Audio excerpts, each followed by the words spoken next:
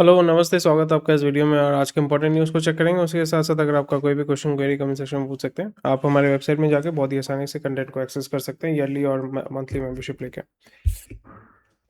तो बहुत लोग रिसेंटली एक हुआ था कि एक कस्टमर ही बोलूँगा, तो उन्होंने मेंबरशिप लिया था। मेंबरशिप लेने के बाद उन्होंने पढ़ा नहीं कि जो मेंबरशिप के क्या एडवांटेजेस हैं। सो प्राइमरीली मेंबरशिप में आपको क्या मिलता है कि हमारे वेबसाइट में जितने भी कंटेंट है एनआईएसएम का नोट्स हो गया या जो भी स्टडी मटेरियल हो गया या जो डेली का न्यूज़ अपडेट्स आता है वो आपको आपके एक्सेस मिलता है। सो उनको लगा कि कुछ एडिशनल है, कोई आके पर्सनली हेल्प करेगा, ऐसा कुछ है। तो मैंने बताया कि आपका जो मंथली मेंबरशिप है वो 60 रुपये का और ईयरली मेंबरशिप 500 रुपये का। उसमें 60 रुपये में मैं आपको क्या पर्सनली हेल्प करूँ। तो that was kind of interesting and वो फिर बोल रहे थे कि मुझे रिफंड चाहिए। तो ये सब चीज़ें जो होती हैं वो बहुत ही कंफ्यूजिंग है एंड क्रिटिकल तो इसमें कुछ होने का नहीं है। बट वही होता है कि आप जब कोई भी चीज़ कहीं पे भी 1 रुपये भी डाल रहे हो या 50 रुपये या 1000 रुपये या 2 लाख रुपये जो भी है, आपका जनरल मेंटालिटी या जनरल हैबिट ये होना चाहिए कि भाई मैं क्या कर रहा हूँ, मतलब किस लिए मैं पैसा डाल रहा हूँ। तो अगर वो आपका इफ़ एंड बट जो होता है ना, why are you spending that money और why are you investing that money, वो अगर आपका क्लियर है तो फिर बाद में आपको दिक्कत नहीं होती है। नहीं तो क्या होता है कि आप लेते हो, मैं ये नहीं कह रहा हूँ कि आपकी गलती है, but yes it is your fault.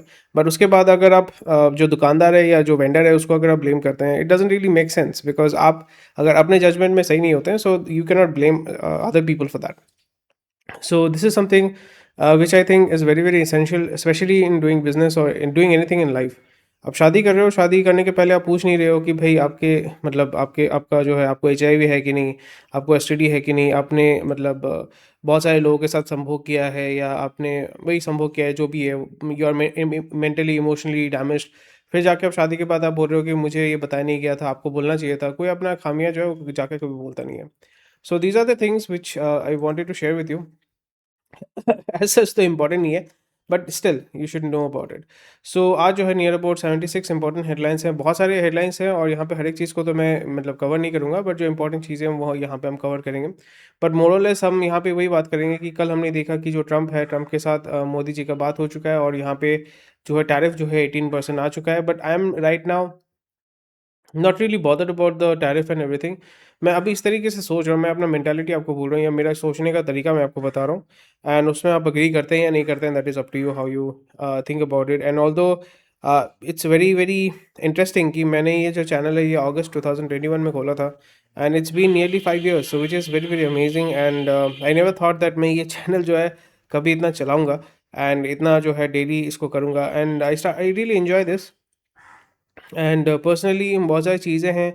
5 साल में मैं खुद भी बहुत ज़्यादा चेंज हुआ हूँ in terms of maturity and how I deal with stuff. पहले ये होता था कि I used to jump into a lot of stuff. अभी भी वो मेंटालिटी है, बिकॉज मेरे को नई नई चीज़ें करना पसंद है।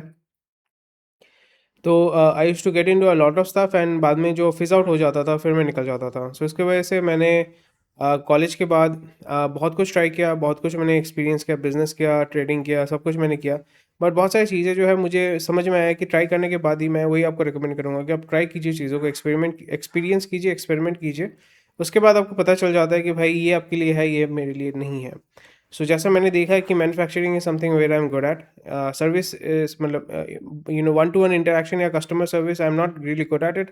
ऑल्दो मजबूरी में मेरे को सीखना पड़ा, मतलब अच्छे से बात करना मुझे करना पड़ेगा आपको, but I am not really good at it. तो उसका ऑल्टरनेट मेथड मैंने क्या निकाला कि मैंने अपना चैटबॉट बनाया आफ्टर एआई। तो ये मेरा मेरा लाइफ जो है, मेरा बिजनेस जो है, सब कुछ चेंज हो गया after AI came. And AI को मैं यूज़ करता हूँ कस्टमर के साथ बात करने के लिए।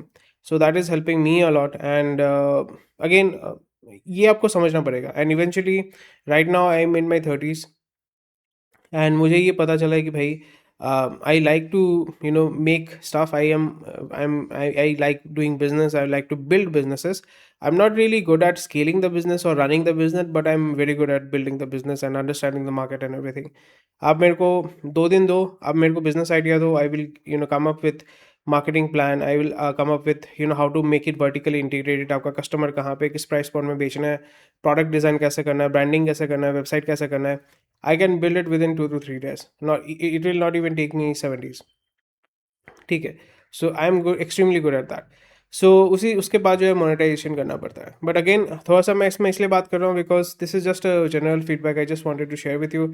ऐसा नहीं कि मार्केट मतलब ये जो डेली का अपडेट होता है उसमें सिंपली बकबक करके निकल जाना।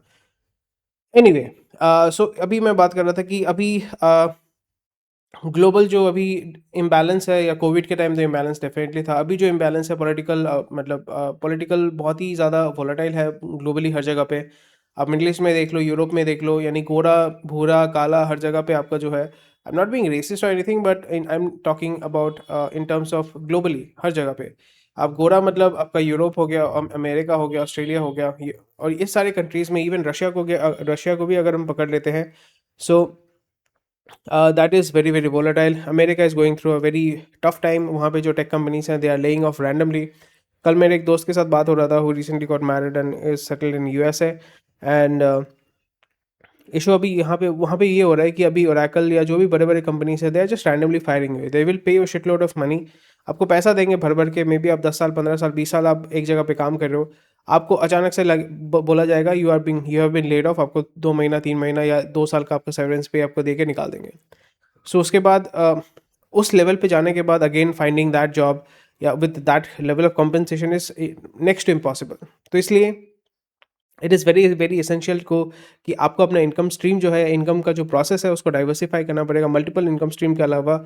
आज के ज़माने में रिच बनना तो दूर की बात, आप सर्वाइव करना भी बहुत ज़्यादा डिफिकल्ट हो जाता है। तो ये चीज़ आपको देखना पड़ेगा। एंड अगेन सिंपल सा एग्जांपल दे रहा हूँ कि बहुत सारे बंदे, मैंने भी बीच में for to experiment and everything मैंने भी किया था। काम कर रहा है बंदा, ठीक है, जॉब कर रहा है, जो भी कर रहा है, और इवनिंग में जब अकेला रहता है घर में जाके, वह ऐसा कोई काम करना नहीं है, तो फिर वो बंदा क्या करता है, रैपिडो चलाता है। रैपिडो में एक तो एडवांटेज होता है कि टाइम पास हो जाता है, दूसरा होता है कि आप थोड़ा सा सेल्फ रिफ्लेक्ट कर सकते हो, और तीसरा चीज़ है कि आपको पैसा भी मिलता है। मैंने किया था because I just wanted to see how it is, कैसे काम करता है। एंड मैंने ये एनालाइज किया कि वहाँ पे 60 to 70% जो आपके पैसेंजर होंगे रैपिडो में, वो फीमेल होंगे। बिकॉज फीमेल जो है वो, उनके पास टू व्हीलर ये या साइकिल चलाना नहीं आता है उनको, या नहीं चलाते हैं, तो वो रिक्शा की जगह पे वो एक बहुत अच्छा ऑल्टरनेट हो चुका है फीमेल्स के लिए। और फिर अगर कोई सामान अगर आपको भेजना है इधर से वहाँ पे, वो भेजने के लिए आप पहले खुद जाना पड़ता था, अभी 50 रुपये दोगे तो आपका ड्रॉप ऑफ करके आ जाएगा। मेल जो है वो कंपैरेटिवली बहुत कम है, but again it has been a boon for a lot of people, and that's why ये जो क्विक मोबिलिटी वाला सिस्टम है, वो बहुत अच्छा आपका चल रहा है। Same goes with Blinkit, with Zomato, with everything. So ये मैंने थोड़ा एक्सपेरिमेंट किया, तो मुझे लोगों का साइकी समझ में आया कि कौन लोग जाते हैं, किस तरीके से जाते हैं, and why are they doing it.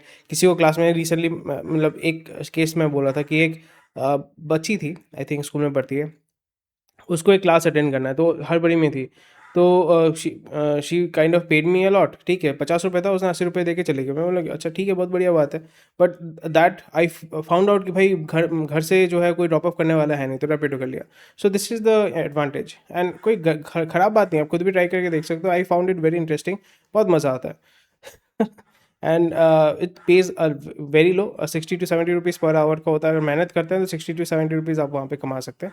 तो जब आप इस तरीके से, मतलब when you are used to making more money, so it for you it might be a pocket change, but again for those people who do not have any source of income, वो 10 घंटे काम करके 1,000 रुपये दिन का कमा रहे हैं, तो महीने का 30,000 रुपये। Someone who is earning 10 to 12,000 rupees, वो जब जंप करता है 30,000 में, सो उसके लिए बहुत बड़ी बात होती है।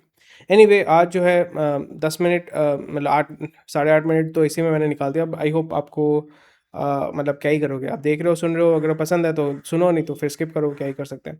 एनीवे, चलिए मूव करते हैं अगले, मतलब जो इंपॉर्टेंट न्यूज़ है उसको चेक करेंगे। एंड ओवरऑल वही मैं बोल रहा था, I am digressing from the main thing that I was talking about.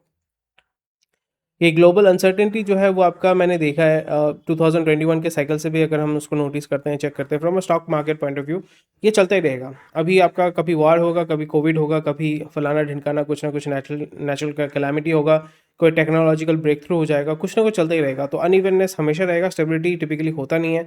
और उसी के बीच में हमें जो है ट्रेंड स्पॉट करना पड़ेगा। वी हैव टू अंडरस्टैंड कि भाई मार्केट किस तरीके से मूव करेगा, 3 साल 5 साल 10 साल 50 साल का जो ट्रेंड है, या लोगों का जो बिहेवियर है, जो पॉलिटिशियन का बिहेवियर है, मेंटालिटी है, साइकी है, उसको समझ के जो है we will be able to figure out कि अच्छा इस तरीके से जाना पड़ेगा। And that is what I do, and it has been good for me. एंड उस मतलब ये चीज़ मैं खुद भी करता हूँ। कहीं पे फेलियर होता है, उससे मैं सीखता हूँ, कहीं पे सक्सेस होता है, तो उससे भी मैं सीख के एंड ऑब्वियसली खुश भी होता हूँ।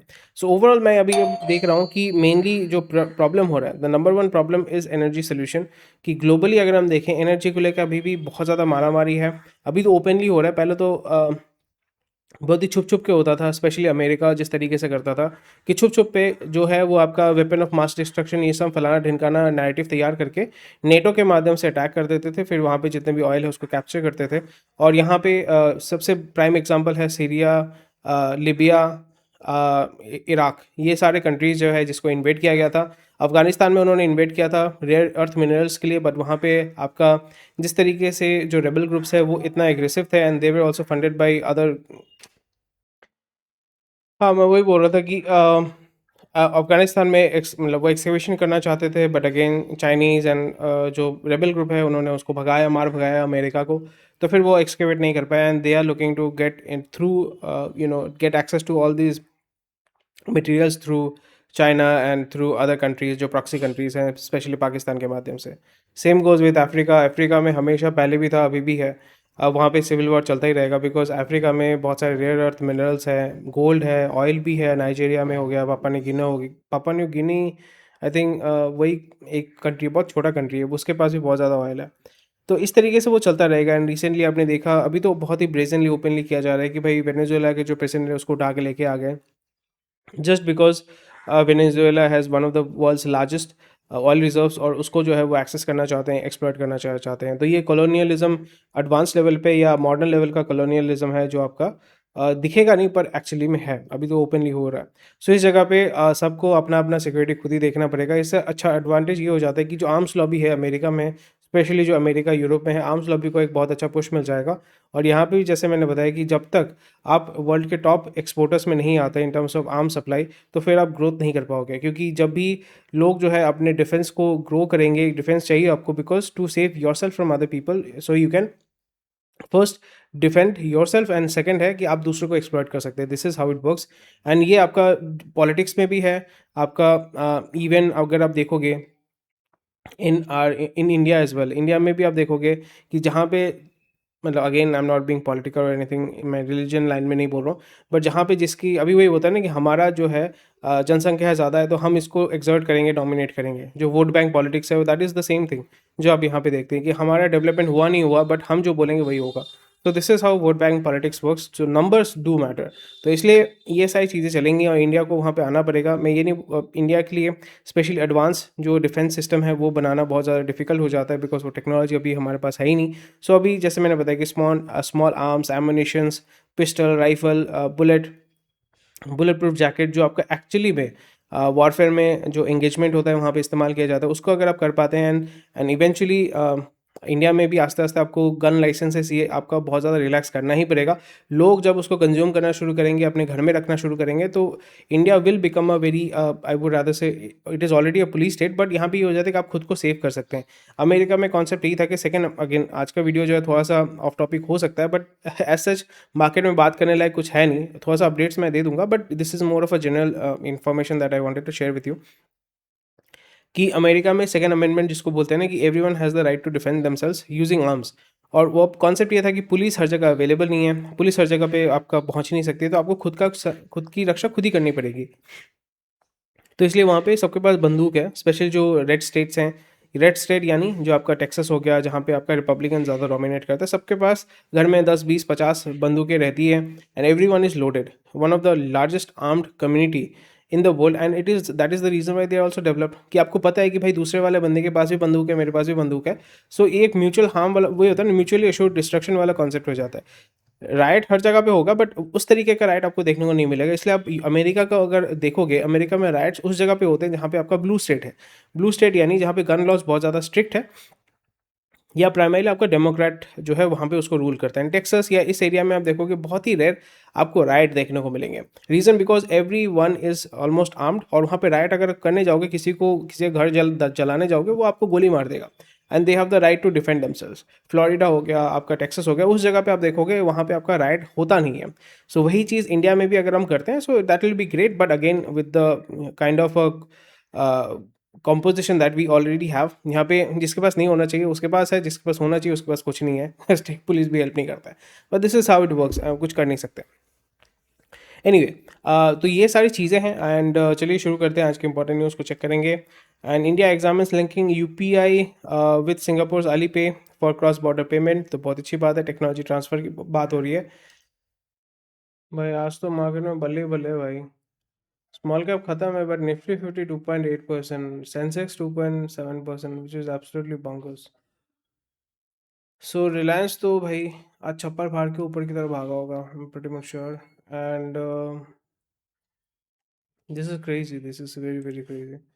तो आपका रिलायंस है, H D F C bank है, आई जितने भी निफ्टी 50 में इंडेक्स वाले जो बैंक्स हैं उसका हालत तो बहुत ही बढ़िया है। एंड हीट मैप चलिए देख लेते हैं, if I go to home and so Nifty अब यहाँ पे देखो स्टॉक मतलब जो हीट मैप है, everything everything is green and green.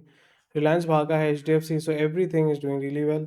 And B L यहाँ पे ये तो थोड़ा सा आपका फ्लैट है, O N G C is everything is flat. And Bajaj Finance is doing 6%, which is absolutely bonkers. So market में अच्छा मूवमेंट है। जोमेटो भी आपका निफ्टी 50 में ऑलरेडी आ चुका है, तो उसमें भी आप देख रहे हैं 5% ऊपर की तरफ भागा हुआ है। So this is very very interesting stuff which is going on there. So वही मैं बात कर रहा था कि अभी मार्केट का वही माथा माथा बांग्ला में इसको बोलते हैं माथा मुंडी কিছু বোঝা যাচ্ছে ना। So that is what is the situation right now in the market.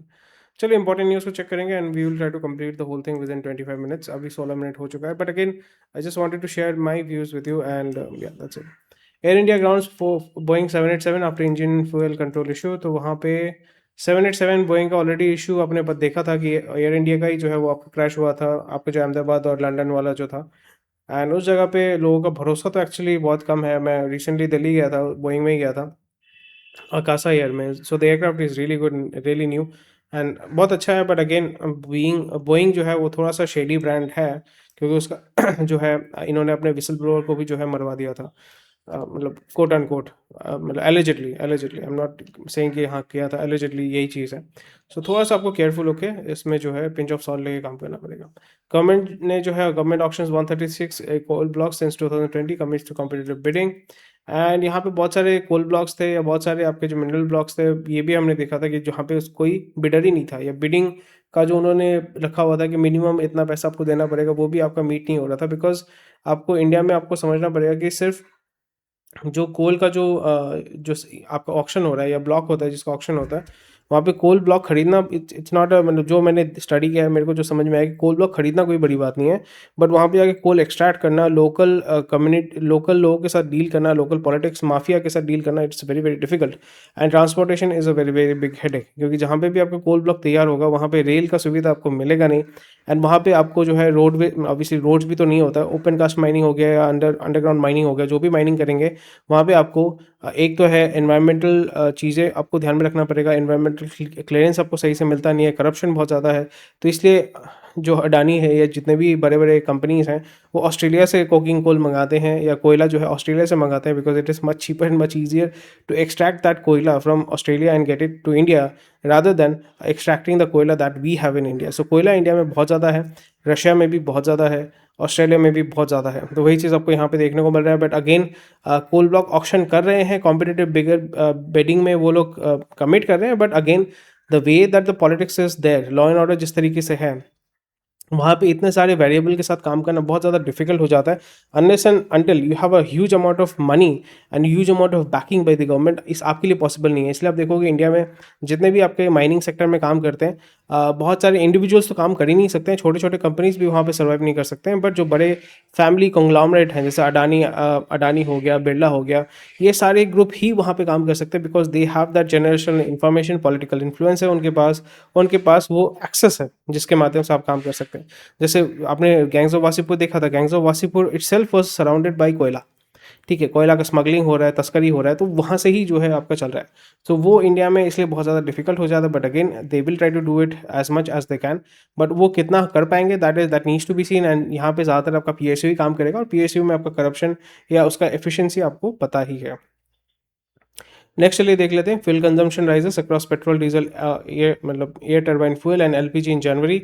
So petrol sales बढ़ा है, डीजल भी बढ़ा है, एंड एटीएफ भी जो है वो आपका बढ़ा है, एलपीजी का डिमांड भी बढ़ा है, सीएनजी का डिमांड इन्होंने यहाँ पे दिया हुआ नहीं है, which is very very interesting. And जैसे यहाँ पे सीएनजी का भी देखना पड़ेगा, सीएनजी कंजम्पशन वो आपको देखना पड़ेगा।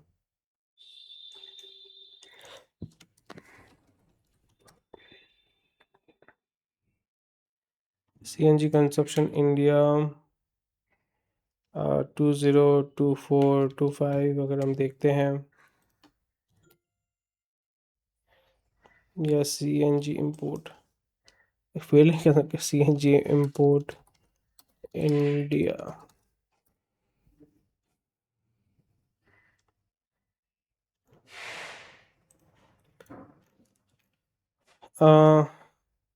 इम्पोर्ट शिपमेंट यहाँ पे तो वो दिखाएगा कहाँ से क्या आ रहा है, that is not a interested one.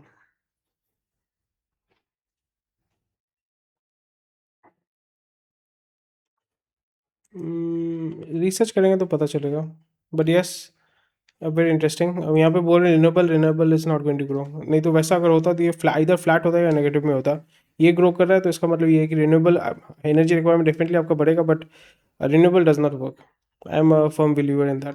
Manufacturing activity recover slightly but business confidence weakens, so very interesting, and ये तो होने ही वाला है, कंटिन्यू होगा जो इसलिए आपका गवर्नमेंट को एमएसएमई के ऊपर फोकस करना ही पड़ेगा, there is no other option. And as a individual भी मैं वही कर रहा हूँ कि I am also running a MSME ना, तो एमएसएमई में ही आपको पैसा बनाना होगा। अगर आप, वही मैं बोल रहा हूँ कि अगर आप मिडिल क्लास से अपर मिडिल क्लास में जाना चाहते हैं, जॉब करके आप कर सकते हैं, ट्राई कर सकते हैं, but the best way to do it जो मैंने देखा है, मेरे को अच्छा लगता है, वो है बिजनेस। सो बिजनेस के माध्यम से ही मैं कोशिश कर रहा हूँ अपर मिडिल क्लास तक पहुँचने के लिए, या जो इसके वेलोसिटी चाहिए जहाँ पे अब मेरे को डेली सोचना नहीं पड़ता है कि कितना पैसा आएगा मंथली, मेरा इतना इनकम हुआ, इतना एक्सपेंसेस हुआ, तो मुझे सोचना नहीं पड़ेगा। I need that escape velocity, और वहाँ पे रीच करने के लिए I think the shortest and the best way to go is business. So उसी जगह पे एमएसएमई में ही आपको देखने को मिल रहा है कि अभी manufacturing activity recovers slightly, but business confidence weakens. So manufacturing in India is actually very very difficult.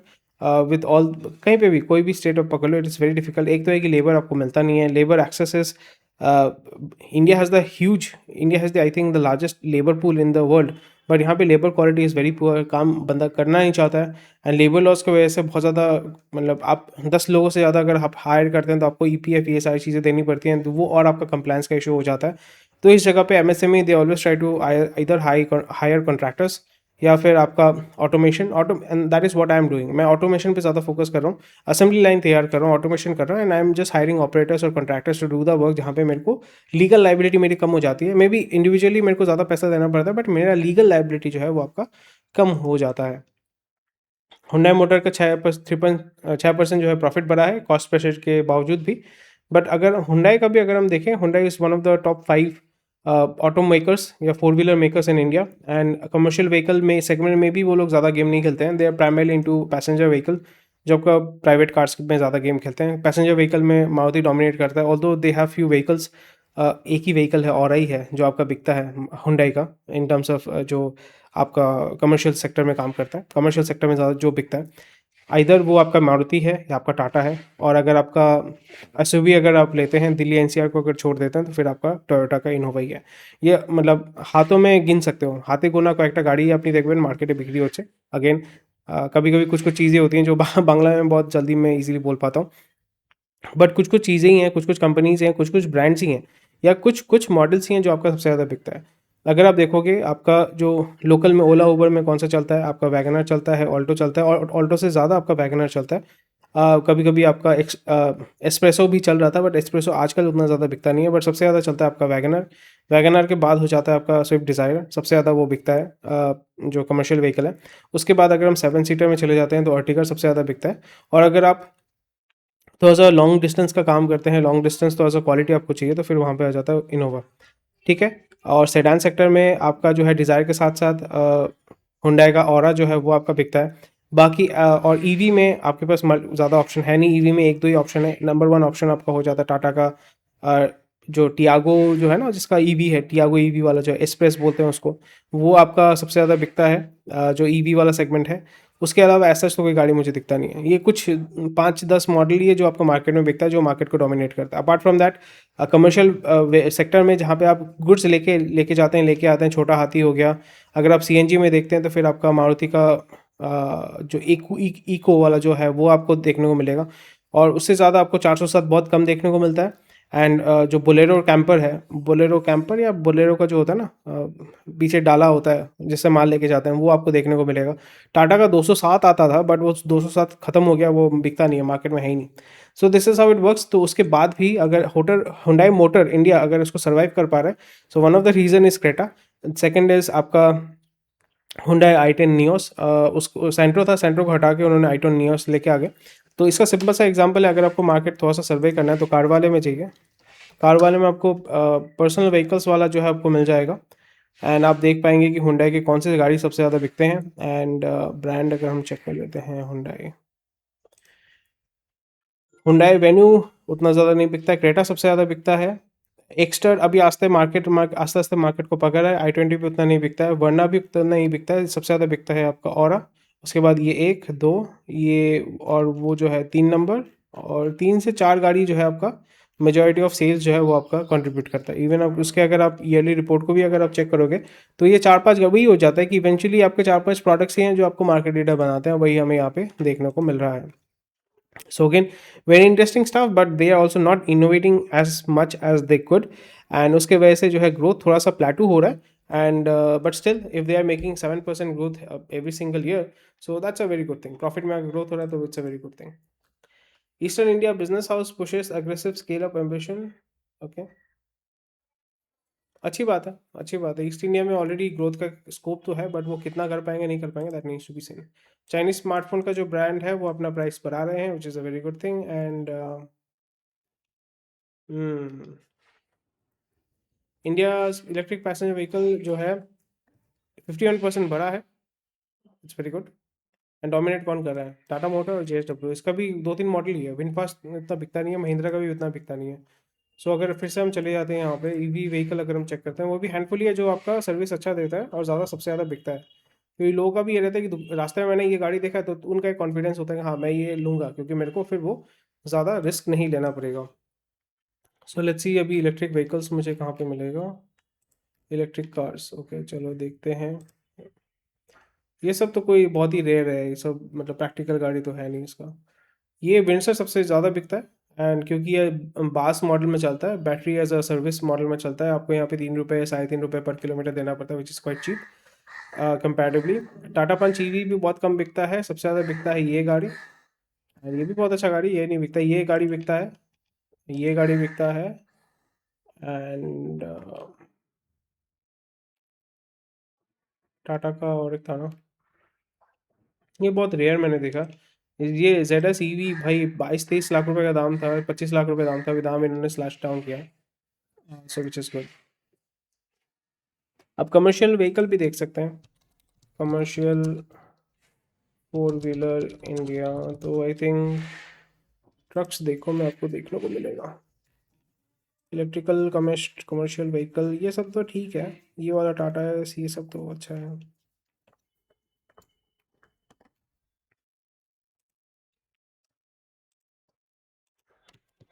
देखते हैं,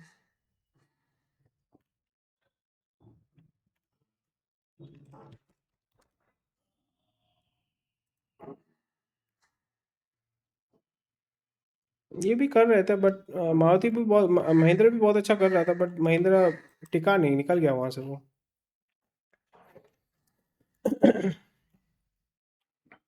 ये सब देख के फायदा नहीं है। ये गाड़ी बहुत अच्छा मैंने चलाया ईवी, एंड ईवी का सबसे मज़ा ये होता है कि भाई पंजा दबाओ, गाड़ी खींचता है, बाइक जैसा खींचता है। सो ये बहुत, और ये गाड़ी तो बहुत बढ़िया है भाई, इसका quality interior and it's very top notch. Chinese company है with British badge, and India में JSW बेच रहा है, सो जिंदल घुसा हुआ है इसमें, so it is very good. बिकता है, बहुत बिकता है, बहुत बिकता है। एंड ये भी उतना ज़्यादा नहीं बिकता, ये मैंने कुछ देखा था, ये भी बहुत अच्छा गाड़ी है, बट ये भी उतना ज़्यादा नहीं बिकता है, बिकॉज वहाँ पे उसमें जो क्वालिटी सर्विस आपको मिलता है यहाँ पे उसको नहीं मिलता है।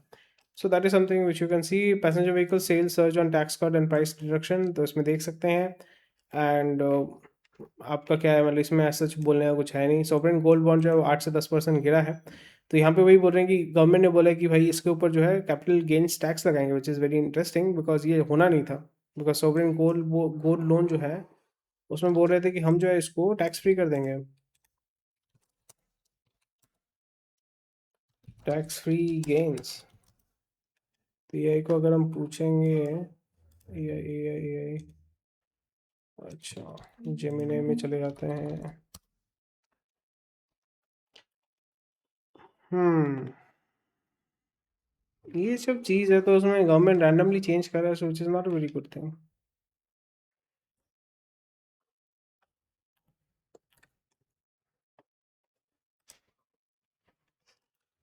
FPI selling slows compare to last year despite recent pressure. So फिर से आएगा, एफपीआई फिर से आएगा, मार्केट को उठाएगा। I won't say it will be a bull run और anything, I don't know, but I am not expecting another bull run. थोड़ा शॉर्ट टर्म में आपको देखने को मिलेगा, जैसे आज देख रहे हैं आप 3% भाग रहा है, विच is absolutely abnormal. This is not normal behaviour, is very weird. Nifty 50 3% भाग रहा है, इट्स क्रेजी। मतलब वन यू नो ये आपका largest and largest of the best of the stocks है, मतलब बेस्ट तो नहीं बोला, largest of the largest stock है जो आपका 3% ऑन एवरेज भाग रहा है। It's very weird, doesn't make sense, does not make sense. तो वही है, इतना वोलेटाइल मार्केट है। So I am not investing into it, because index fund में डाल रहा हूँ फॉर ऑब्वियस रीजन की थोड़ा पार्टिसिपेशन होना चाहिए। Not there to make huge amount of money, but long term में थोड़ा पैसा वही जमा करते रहो। That's how it is for me. But I am not investing into it because I doesn't make sense, मेरे को समझ नहीं आ रहा है, इसलिए मैं थोड़ा सा वेट कर रहा हूँ। थोड़ा सा वेट करते हैं, देखते हैं, मॉनिटर करते हैं। उसके बाद जो पैसा है वो अपने बिजनेस में लगाते हैं, वहाँ पे ज़्यादा रिटर्न मेरे को मिलेगा। और जो भी मतलब लूज कैपिटल है या कैपिटल पड़ा हुआ है उसको सही जगह पे लगाएंगे, एलोकेट करेंगे। थोड़ा सा पैसा लेके बैठने में 6 महीना 1 साल बैठने में कोई दिक्कत नहीं होती है। India to cut Russian oil import, increase US energy purchases under new trade deal. So वही है, मोदी जी ने बोल दिया कि भाई अमेरिका से लेंगे। Doesn't make sense though, but again ले रहे हैं तो ले रहे हैं। यूएस का tariff on Indian goods 18% giving an edge. Doesn't make sense, कभी भी कुछ भी रात को हाजमा अच्छा नहीं होगा, लगा देंगे 20%, कोई बड़ी बात नहीं है। शॉर्ट टर्म है, शॉर्ट टर्म है, इस बीच में जितना निकालना है निकाल देंगे वो लोग। BPCL raises capex by 35% to 25,000 crore with focus on petrochemicals. So again a lot of focus is right now on petrochemicals and crude. So again you want to move away from these fuel methods, but again आप उसमें capex किए जा रहे हो। Capex का मतलब क्या, आप रिफाइनरी बनाओगे, उसमें रिफाइनरी पाइपलाइन ये सभी तो बनाओगे, और उसमें क्या करोगे। और सो वेरी इंटरेस्टिंग है। PSU sector, power sector PSU raise capex 18% to 1 lakh crore. Okay, कल भी हमने बात किया था, और ये आपका थ्रू आरईसी पीएफसी उसको कंबाइन करके, क्योंकि आरईसी का ओनर भी जो आपका पीएफसी है, सो उसमें स्ट्रीमलाइन होगा, मर्जर तो नहीं होगा, स्ट्रीमलाइन होगा, एंड वहीं से आपका फाइनेंसिंग होगा, government will be financing through these companies. So let's see, public sector capex जो है वो आपका स्टील का बढ़ेगा, which is good. And basically आपको एफिशिएंसी बढ़ाना पड़ेगा, आउटपुट बढ़ाना पड़ेगा। सो स्टील अगर सस्ता है तो ग्रोथ होगा। Steel, you can not afford to make steel very expensive. अगर एक्सपेंसिव हो जाता है, everything becomes very expensive. Manufacturing push into key long term growth, देख सकते हैं, बड़ी बात नहीं है। एंड यूएस जो है आपका 12 बिलियन का सीड फंडिंग कर रहा है क्रिटिकल मिनरल को स्टॉकपाइल करने के लिए। बट कनाडा पास में ही है, तो उसके पास तो क्रिटिकल मिनरल तो है, ग्रीनलैंड में भी है, बट प्रोसेसिंग करना बहुत डिफिकल्ट है। उसका टेक्नोलॉजी जो है, अमेरिका के पास टेक्नोलॉजी है बट मैन्युफैक्चरिंग कैपेसिटी नहीं है। साउथ कोरिया का स्टॉक जो है वो आपका 5% गिरा है, as margin calls hit investors. That's it. और जो इंपॉर्टेंट न्यूज़ था वो तो मैंने कवर कर लिया आपके लिए। And that's about it for today. Thank you for watching this video. कोई भी क्वेश्चन कोई कमेंट सेक्शन में बता सकते हैं। स्वस्थ रहिए, मस्त रहिए। आज का वीडियो थोड़ा सा लंबा हो गया, ज्ञान पेड़ रहा था मैं, बट मुझे लगा कि चलो बात करते हैं आपके साथ, क्योंकि बात करने में मैं ज्ञान नहीं पेड़ रहा था, I was just sharing my feedback and my thought process with you. Thank you for watching this video. Take care, bye bye, जय हिंद।